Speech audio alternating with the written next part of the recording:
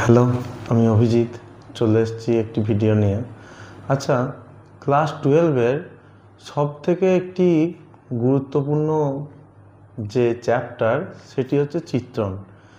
আচ্ছা, চিত্রণের আমরা 11-এ কিছুটা শিখেছি, এবার 12-এ আরও বেশ কিছুটা আছে। পরবর্তীকালে হায়ার স্টাডিজে গিয়ে আমরা এটাকে আরও বেশিভাবে শিখব, তাই এখন থেকে কনসেপ্ট ক্লিয়ার করতে হবে ভালো করে।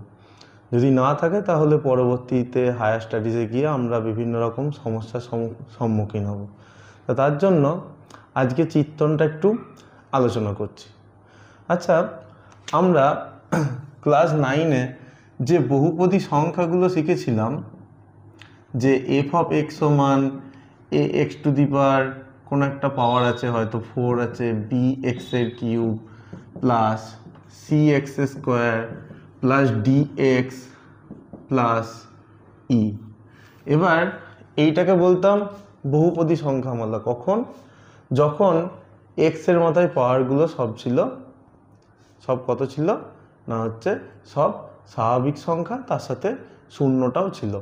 এবার এইটাকে বহুপদী সংখ্যামালা বলতাম। এই বহুপদী সংখ্যামালা এটা যদি কোনো একটা বাস্তব সংখ্যার সাথে সমান হয়ে যায় তখন সেটাকে আমরা বলবো একটা সমীকরণ। হ্যাঁ, এবার এই যে সমীকরণ F of X equals two কিছু একটা দেয়া আছে, এবার সেইটা আবার কোনো একটা বাস্তব সংখ্যার সাথে সমান, তাহলে এই এফটাকে বলা হচ্ছে এক্ষেত্রে অপেক্ষক বলা হচ্ছে। এবার এই অপেক্ষকটাকে চিত্রণ আমরা কখন বলবো? আগের বছর আমরা শিখেছি যে সেট। সেট কি না, যে কোনো কিছু সংখ্যাকে বা যে কোনো কিছু অক্ষরগুলোকে বা বিভিন্নর মধ্যে সেই সংখ্যাগুলো বা অক্ষরগুলোকে সাজিয়ে লেখা, যেখানে একই জিনিস দুবার রিপিটেশন হবে না। তাহলে সেই রকম দুটো সেটকে আমি এখানে লিখছি, একটা এ সেট আর একটা হচ্ছে বি সেট। এবার একটা চিত্রণ এফ কোনখান থেকে কোথায় না এ থেকে বি এর মধ্যে, তাহলে এখানে আমি বলবো এফ সাজ দ্যাট এ থেকে বি, অর্থাৎ চিত্রণটা এ সেট থেকে বি সেটের মধ্যে। এবার এ সেটে হয়তো আছে এরকম উপাদান 1 2 3 4 এরকম উপাদান আছে, এই সেটে হয়তো 2 3 4 5 6 এই উপাদানগুলো আছে। এবার এটা একটা নির্দিষ্ট ফর্মুলাকে মেনটেন করে চলে, সেটা দেয়া থাকে যে F of X equals two হয়তো এখানে আছে এক্স প্লাস 1। তাহলে আমি যখন এখানে 1 বসাবো, তাহলে এফ অফ 1 ইকুয়ালস টু এক্সের জায়গায় 1 বসাই, তাহলে এখানে এক্সের জন্য এখানে এক্স, তাহলে এখানে 1 এর জন্য এখানে 1 বসবে, তাহলে কত হয়ে যাচ্ছে 2। একইভাবে এফ অফ 2 এর জন্য, তাহলে এখানে এক্সের জন্য এক্স বসছে, তাহলে 2 এর জন্য এই পজিশনে 2 বসবে, তাহলে 2 plus 1 equals to 3। F of 3 এটা আবার 3 প্লাস 1 4, এফ অফ 4 এটা কত হবে 4 প্লাস 1 ইকুয়ালস টু 5, অর্থাৎ 1টা এখানকার 2তে যাচ্ছে, 2টা 3তে, 3টা 4-এ, 4টা 5-এ, অর্থাৎ এইটুকু জায়গাতে, এই সেটের এইটুকু জায়গাতে এগুলো পৌঁছাচ্ছে কিসের দ্বারা? এফ চিত্রণের দ্বারা। এবার এফটা চিত্রণ কখন বলবো কখন বলবো না সেগুলো আমরা আলোচনা করব। তার সাথে এগুলোকে কি বলা হয়। আচ্ছা, প্রথমে যে সেটটা থাকে এই সেটটাকে বলা হচ্ছে ক্ষেত্র বা হচ্ছে অঞ্চল, ইংরেজিতে বলা হয় ডোমেন। আচ্ছা, আর এইটাকে কি বলা হয়? এটাকে বলা হয় উপ অঞ্চল। উপ অঞ্চল, তাহলে উপ অঞ্চল ইংরেজিতে বলা হয় কোডোমেন।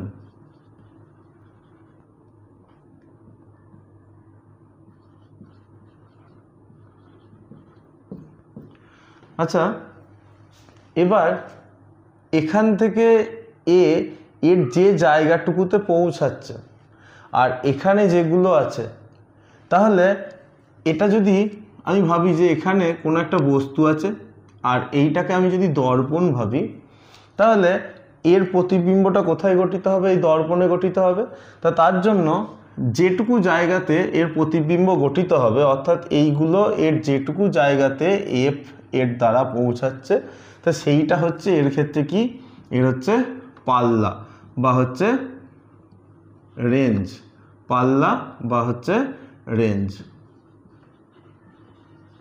তাহলে এটাকে বলা হচ্ছে পাল্লা বা হচ্ছে রেঞ্জ। এবার তাহলে এইখানে কোনো বস্তু আছে, সেটাকে আমি দর্পণে যদি দেখি, তাহলে এগুলো সব ওর কী হবে, এগুলো সব হবে ওর প্রতিবিম্ব, অর্থাৎ 1-এর প্রতিবিম্ব 2, 2-এর প্রতিবিম্ব 3, 3-এর প্রতিবিম্ব 4, 4-এর প্রতিবিম্ব হচ্ছে 5। তাহলে এগুলোকে সব বলা হচ্ছে প্রতিবিম্ব বা প্রতিবিম্বের সেট।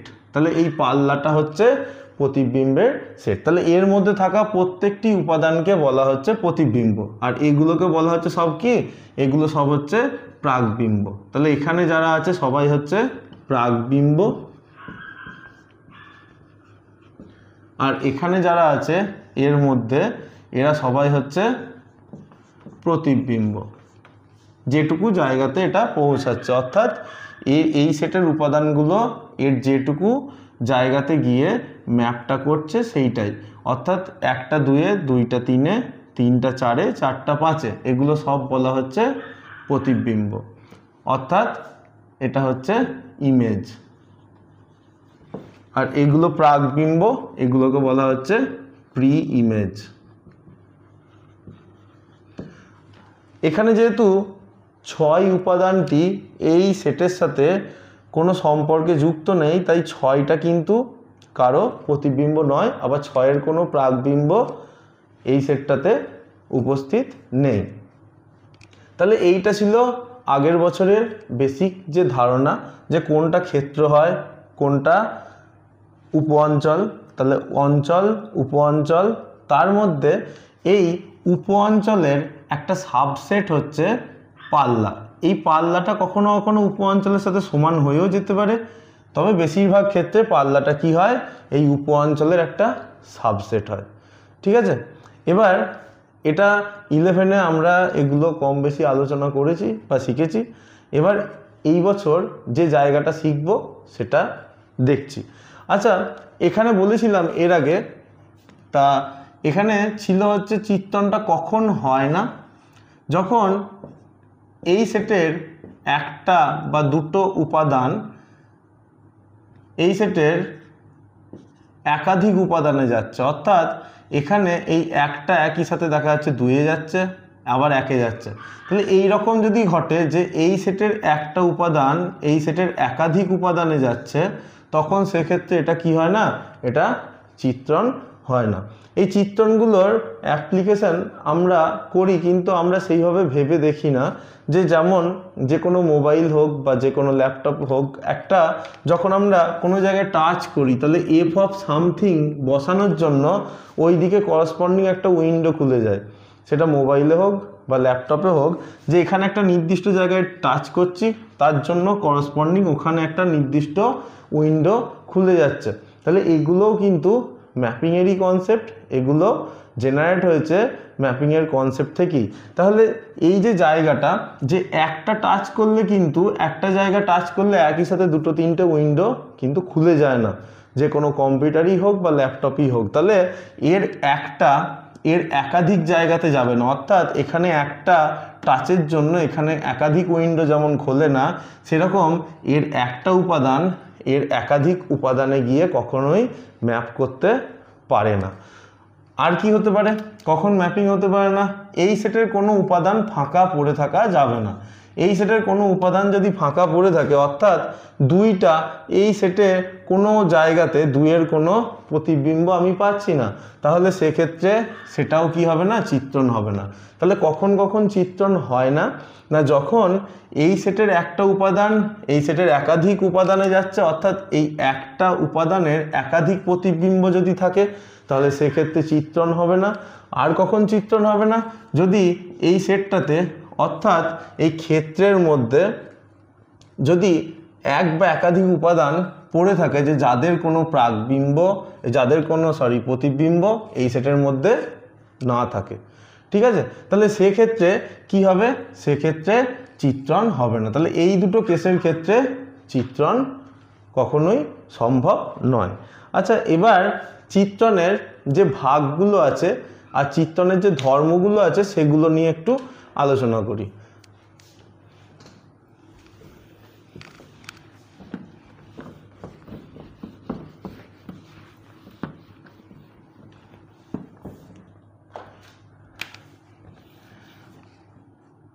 আচ্ছা, চিত্রণ, তাহলে চিত্রণের ক্ষেত্রে প্রথমে আমরা শিখব হচ্ছে ধ্রুবক চিত্রণ।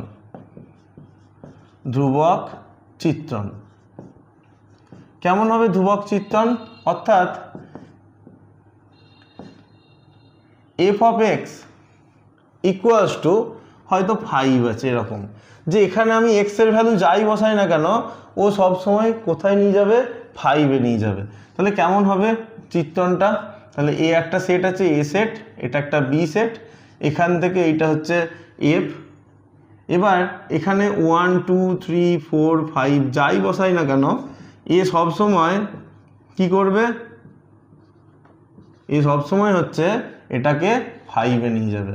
অর্থাৎ 1-এর ইমেজ হচ্ছে 5, 2-এর ইমেজও 5, 3-এরও, 4-এরও, 5-এরও।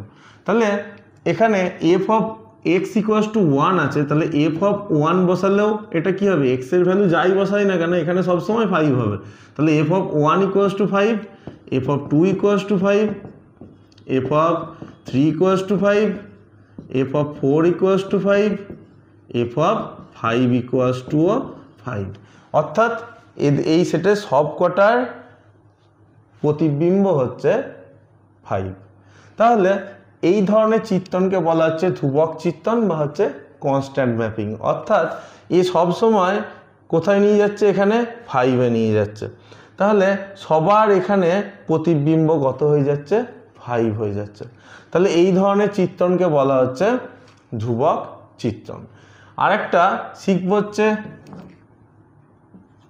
উপাদান স্থির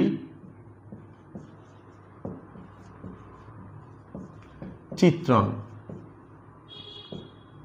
আচ্ছা, উপাদান স্থির চিত্রণ বা হচ্ছে আইডেন্টিটি ম্যাপিং কেমন? না F of X equals to X, উপাদানটাকে স্থির রেখে দিচ্ছে, এখানে যেটা থাকছে সেইটাই থেকে যাচ্ছে। অর্থাৎ এফ অফ 1টা এখানে 1 বসালে এখানে 1ই পাবো, এফ অফ 2 এখানে 2 বসালে এখানেও 2 পাবো, এফ অফ 3 এখানে 3 বসালে এখানেও 3 পাবো, এফ অফ 4 এখানে 4 বসালে এখানেও 4 পেয়ে যাব। একইভাবে 5 বসালে 5 পেয়ে যাব। তাহলে এইখানটায় যদি আমি এইভাবে আগের মতো দুটো সেট, একটা এ সেট একটা বি সেট লিখি, এখান থেকে এই চিত্রণটা হচ্ছে এফ। তাহলে এখানে এই 1টা এই সেটের 1-এ যাবে, 2টা 2-তে যাবে, 3টা 3-তে যাবে, 4টা 4-এ, আর 5টা 5-এ।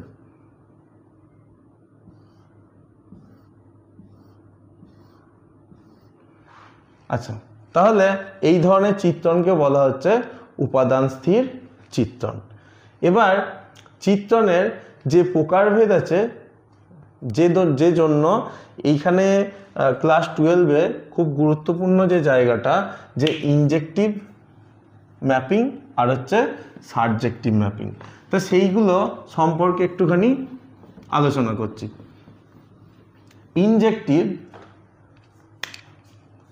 ইনজেকটিভ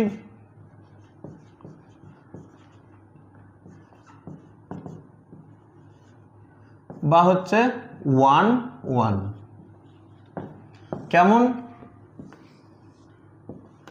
এখানে একটা এ সেট নিচ্ছি, এখানে একটা বি সেট, একটা চিত্রণ এ থেকে বিতে। তাহলে 1-1 মানে এই সেটের একটা উপাদান এই সেটের একটা উপাদানে যাবে, এই সেটের একটা উপাদান এই সেটের একটা উপাদানে যাবে। কেমনভাবে যাবে ব্যাখ্যা করছি।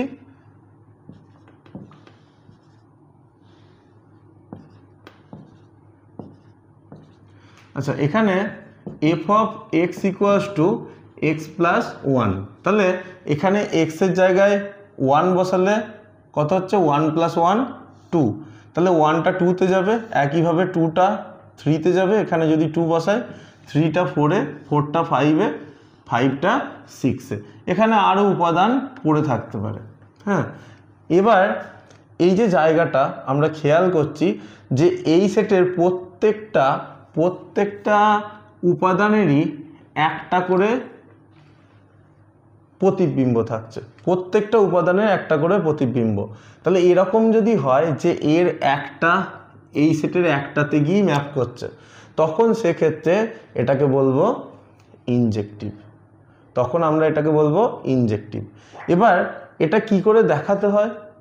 এটা দেখাতে গেলে নিয়ম হচ্ছে যে এই সেটের দুটো উপাদান x1 x2 ধরতে হয়। এই সেটের দুটো উপাদান, একটা হচ্ছে x1 একটা x2, যার জন্য ধরে নিতে হয় f of x1 সমান f of x2।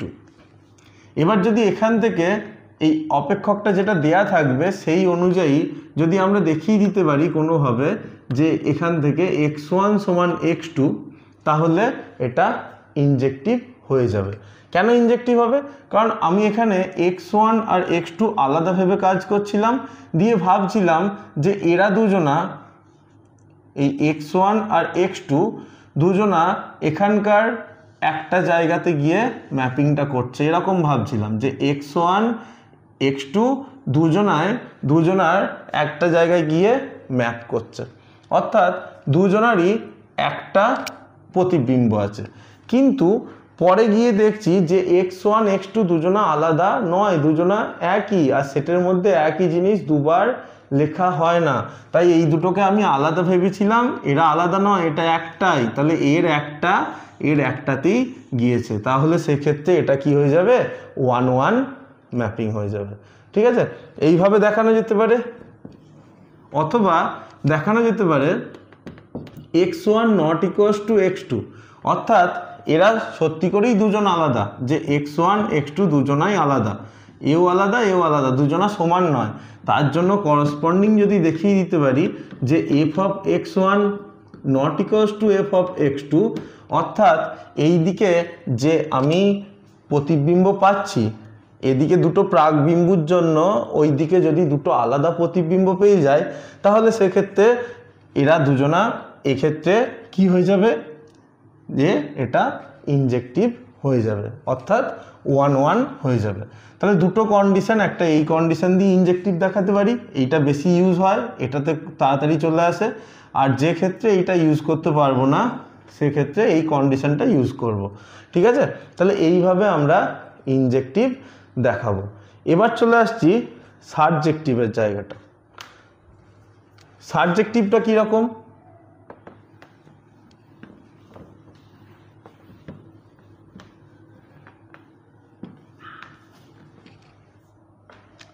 Subjective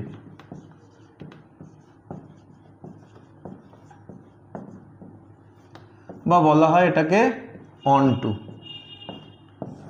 subjective বা হচ্ছে অনটু।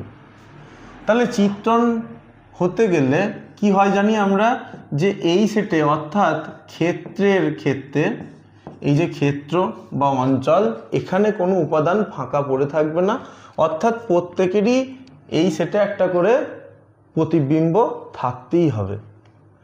কিন্তু সাবজেক্টিভ চিত্রণ হতে গেলে এইরকমভাবে 1 2 3 4 এখানে নিচ্ছি, এখানেও নিচ্ছি 1 2 3 4 এইরকম। এবার এখানে এর একাধিক, এখানে একটা 5 নিয়ে নিই। এবার এর 1টা 1-এ যাচ্ছে, 2টাও হয়তো 1-এ যাচ্ছে, 3টা 2-তে, 4টা 3-তে, 5টা 4-এ, এরকম যাচ্ছে। তাহলে এইখানটাতে যদি এই সেটের কোনো উপাদান না ফাঁকা পড়ে থাকে, অর্থাৎ এই সেটটার প্রত্যেকটারই একটা করে প্রাকবিম্ব, এক বা একাধিক প্রাকবিম্ব যদি থাকে, তাহলে সেক্ষেত্রে এটাকে আমরা বলবো একটি সাবজেক্টিভ চিত্রণ। অর্থাৎ সাবজেক্টিভ চিত্রণের ক্ষেত্রে এই পাল্লা আর উপ অঞ্চল দুটোই কি হয়ে যাবে? সমান হয়ে যাবে। সেক্ষেত্রে পাল্লাটা উপ অঞ্চলের সাবসেট আর থাকবে না। তাহলে এর ক্ষেত্রে পাল্লা আর উপ অঞ্চল দুটোই সমান। এর ক্ষেত্রে পাল্লা আর উপ অঞ্চল, পাল্লা সমানই এর ক্ষেত্রে উপ অঞ্চল হয়ে যাবে। পাল্লা আর উপ অঞ্চল দুটোই এর ক্ষেত্রে সমান হবে। পাল্লা সমান হচ্ছে উপ অঞ্চল। তাহলে সাবজেক্টিভ হতে গেলে কি হতে হবে না, প্রত্যেকটা এই উপ অঞ্চলের প্রত্যেকটা উপাদানের অঞ্চলের মধ্যে কি থাকতে হবে, একটা বা একাধিক করে প্রাকবিম্ব থাকতে হবে, তবেই সেটা কি হবে, সেটা হয়ে যাবে সাবজেক্টিভ বা হচ্ছে অনটু। আচ্ছা, তাহলে এটা দেখাবো কি করে? আমরা জানি যে বেশিরভাগ ক্ষেত্রে ওয়াইটাকে আমরা এফ অফ এক্স দিয়ে লিখি। যে যত আমরা একদম ক্লাস 8 থেকে যখন আমরা স্থানাঙ্ক জ্যামিতি শিখেছি যে এটা এক্স অক্ষ, এটা ওয়াই অক্ষ, যে কোনো স্থানাঙ্ককে লিখেছিলাম আমরা এক্স কমা ওয়াই দিয়ে। তাহলে এক্ষেত্রে এই যে ওয়াইটা, এই ওয়াইটাকে আমরা লিখতে পারি কি এফ অফ এক্স, অর্থাৎ এই স্থানাঙ্কটাকেই লিখতে পারি x comma F of x. ঠিক আছে, তাহলে এই যে ওয়াইয়ের জায়গায় এফ অফ এক্স আমরা লিখতে পারি। তাহলে এই সেটে একটা আমি ধরে নেব ওয়াই, এর জন্য করসপন্ডিং এই সেটে একটা এক্স পাবো, এই সেটে ওয়াইয়ের জন্য এই সেটে একটা কি পাবো, এক্স পাবো। তাহলে এই সেটে ওয়াইয়ের জন্য আমি একটা এক্স পাবো এরকম ধরে নেব। যদি দেখি যে এই রকম ধরে করসপন্ডিং এক্স আর ওয়াইয়ের মধ্যে, এক্স ও ওয়াইয়ের মধ্যে একটি সম্পর্ক পাবো, একটি সম্পর্ক পাবো। এই সম্পর্কটাতে ওয়াইয়ের যে মানগুলো, এই সম্পর্কটা কীরকমভাবে আসবে, যে এক্স ইকুয়ালস টু ওয়াইয়ের অপেক্ষক দিয়ে একটা কিছু আসবে, ওয়াইয়ের অপেক্ষক অর্থাৎ ওয়াইয়ের ফাংশন। তাহলে ওয়াইয়ের যে মানগুলো বসানো হবে বা যে মানগুলো এখানে আছে তার জন্য যেন কোনো কিছু অসঙ্গত না চলে আসে, তাহলেই সেক্ষেত্রে প্রত্যেকটা ওয়াইয়ের জন্য এই সেটে একটা করে কি পাবো, এক্স পাবো। তাহলেই কি হয়ে যাবে, তাহলে প্রত্যেকটা ওয়াইয়ের জন্য এই সেটে যদি একটা করে এক্স পাই, তাহলে এই সেটের কোনো এলিমেন্ট ফাঁকা পড়ে থাকবে না, অর্থাৎ প্রত্যেকটারই এক বা একাধিক প্রাকবিম্ব এই সেটে পাওয়া যাবে। তখন সেক্ষেত্রে এটা কি হয়ে যাবে, এটা হয়ে যাবে একটা সাবজেক্টিভ চিত্রণ বা অনটু চিত্রণ। তাহলে অনটু চিত্রণ দেখাতে গেলে এইভাবে আমাদের এই সেটের মধ্যে অর্থাৎ উপ অঞ্চলের মধ্যে, এর ক্ষেত্রে যেহেতু পাল্লার উপ অঞ্চল এই কেসের ক্ষেত্রে একই, সব কেসে কিন্তু এক নয়, কিন্তু সাবজেক্টিভের ক্ষেত্রে পাল্লার উপ অঞ্চল দুটো একই হয়। তাহলে এই সেটটার ক্ষেত্রে আমি যদি এরকম ধরি যে এই উপ অঞ্চলের মধ্যে একটা উপাদান আমি ওয়াই ধরে নিচ্ছি, তাহলে ওয়াইয়ের জন্য করসপন্ডিং একটা এক্স পাওয়া যাবে ধরে নিচ্ছি। যদি আমি পাই যে এরকম যে ওয়াইয়ের জন্য এক্স পাচ্ছি, তাহলে ওয়াই যে কোনো একটা উপাদান, তাহলে যে কোনোর জন্য, যে কোনো মানে কি বোঝায়, যে সবাই, তাহলে যে কোনোর জন্য যদি এখানে একটা করে উপাদান পেয়ে যায়, তাহলে যে কোনো মানে সবাই, তাহলে সবার জন্যই এখানে কি পাবো, এক বা একাধিক করে প্রাকবিম্ব পাবো। তাহলে সেক্ষেত্রে এই সেটে কোনো উপাদান ফাঁকা পড়ে থাকবে না, তাহলে সবারই এক বা একাধিক প্রাকবিম্ব থাকবে। তখন সেক্ষেত্রে এটাকে বলবো একটা সাবজেক্টিভ চিত্রণ। এবার যদি দুটো একসাথে ঘটে যায়, যে ইনজেক্টিভ প্লাস সাবজেক্টিভ,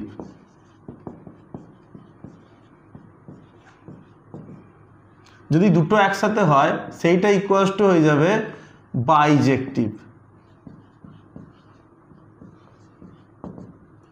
অর্থাৎ একটা চিত্রণকে বাইজেক্টিভ দেখাতে গেলে প্রথমে আমরা সেটাকে দেখাবো 1-1 অর্থাৎ ইনজেক্টিভ, আর দেখাবো কি দ্বিতীয়ত তাদের দেখাবো অনটু অর্থাৎ সাবজেক্টিভ। এই দুটো যদি একত্রে হয়ে যায় তখন সেটাকে বলবো একটা বাইজেক্টিভ চিত্রণ বা বাইজেকশন ম্যাপিং।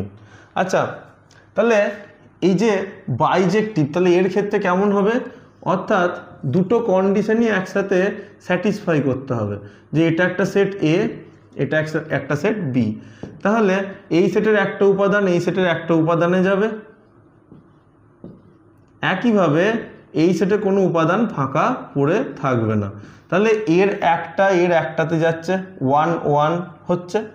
এইভাবেও ম্যাপিংটা লেখা যেতে পারে যে এইরকম এ সেট, এটা বি সেট, এফ চিত্রণ, এখানে 1 2 3 4 1 2 3 4 এরকম হতে পারে 1টা 4-এ যাচ্ছে, 4টা 1-এ, 2টা 3-তে, 3টা 2-তে, এরকমও হতে পারে।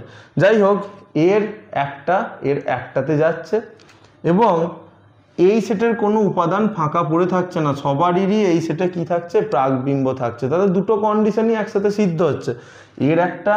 এর একটাতে গিয়ে ম্যাপ করছে, তার জন্য 1 1। আবার আরেকটা কি হচ্ছে, আরেকটা হচ্ছে যে এই সেটের কোনো উপাদান ফাঁকা পড়ে থাকছে না। কীরকম ফাঁকা পড়ে থাকবে না, এখানে এমন কিছু উপাদান, যেমন এর আগের সেটের ক্ষেত্রে এখানে একটু আগে দেখিয়েছিলাম যে একটা উপাদান ফাঁকা পড়েছিল 1, যে যার এই সেটে কোনো প্রাকবিম্ব ছিল না। তাহলে এখানে এরকম কোনো উপাদান পড়ে থাকছে না, সবারই প্রাকবিম্ব আছে। অর্থাৎ এক্ষেত্রে পাল্লা আর উপ অঞ্চল দুটো একই হয়ে যাচ্ছে, তাই এটা কি হয়ে যাবে, সারজেক্টিভ। তাহলে সারজেক্টিভ আর ইনজেক্টিভ যদি একসাথে হয়ে যায়, অর্থাৎ 1 1, তার সাথে হচ্ছে এই সেটে কোনো উপাদান ফাঁকা পড়ে নেই, অর্থাৎ সবারই কি আছে, এই সেটে প্রাকবিম্ব আছে, তাহলে সেক্ষেত্রে এটা আবার সারজেক্টিভ। তাহলে সারজেক্টিভ আর ইনজেক্টিভ একসাথে হয়ে গেলে সেটাকে আমরা বলবো বাইজেক্টিভ। ঠিক আছে, তাহলে এইভাবে আমরা অঙ্কগুলো করব। ইনজেক্টিভ হতে গেলে ওই দুটো কন্ডিশন নিয়ে দেখব যে কোন কন্ডিশনটা আমরা অঙ্কের ক্ষেত্রে কাজে লাগাতে পারি। একইভাবে এখানে সাবজেক্টিভ দেখাতে গেলেও এই সেটে একটা ওয়াই উপাদান ধরে নেব। কার মধ্যে ওয়াই ধরবো, উপ অঞ্চলের মধ্যে। তার জন্য এখানে একটা এক্স পাওয়া যাচ্ছে, এরকম ধরে নেব। থাকবে কি না থাকবে সেটা পরে এইভাবে কন্ডিশনকে স্যাটিসফাই করছে কিনা সেটা দেখে নিজেকে যাচাই করতে হবে। তো এইভাবেই আমাদেরকে শিখতে হবে যে কিভাবে আমরা এই চিত্রণের জায়গাগুলো করব। তা এরপরে আবার কিছু উদাহরণ আর হচ্ছে অনুশীলনীর কিছু অঙ্ক নিয়ে সলভ করতে চলে আসবো। আজকে এইটুকুই।